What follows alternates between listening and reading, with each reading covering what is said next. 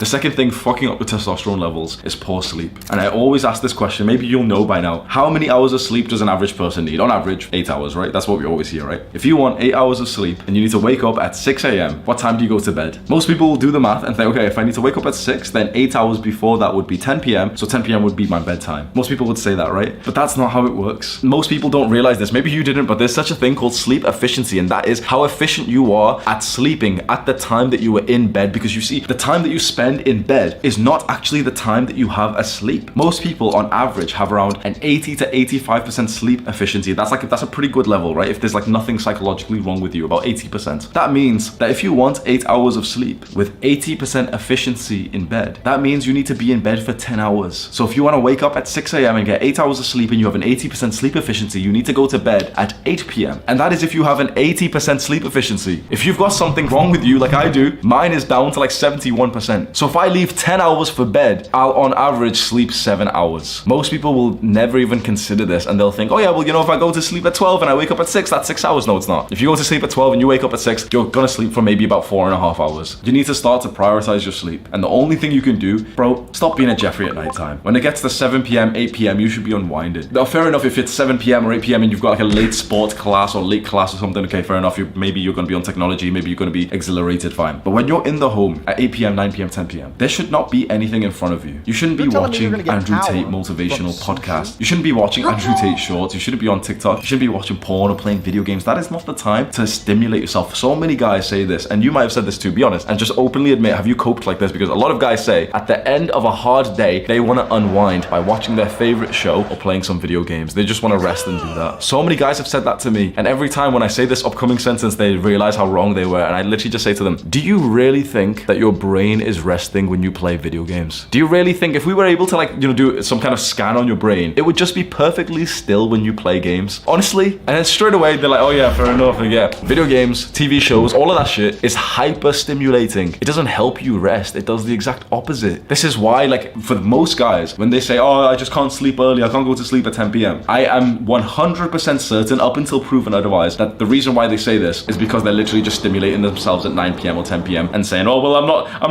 but I'm not tired, I'm not sleepy. You've got like fucking blue light all on your phone right now. Like, oh, but I'm not sleepy. I'll go to bed when I'm sleepy. No, you'll be sleepy when you go off your computer. You'll be sleepy when you literally turn off this shit. Bro, our parents were right all this time, honestly. My mom knew this shit back like before there was ever any research on this. And I thought that she was being silly and over dramatic. And now I've become like my mom saying like to young guys, like, you're better than playing video games for this many hours. Because the thing is, there's some guys watching this right now who may have skipped it because they're Jeffreys and they don't have humility. But there's some guys, maybe if you're just that kind of guy who you don't play video games, you're not a Jeffrey anymore. And you're thinking like, oh, this advice is for someone else. I'm not like this anymore. But there's probably still something that you can improve on, isn't there? You should never be easy on yourself. You should literally think to yourself, okay, there's still some bullshit that I'm doing at like 8 p.m. that's still making me stimulated. Because bro, if you see a comment or a message from someone at 8 p.m., I guarantee your brain is more stimulated for the next half an hour. So if you're seeing it at 9 p.m. just before you're about to get ready for bed and some prick sends you a message which like, you know, triggers you emotionally, your friend says like, oh, they can't come to the workout tomorrow, or someone messages you, have you done the thing, and then you can't sleep. And you want to know the beautiful thing about sleeping? When you're sleeping, that's when you're making testosterone. The third reason why your testosterone levels are all messed up,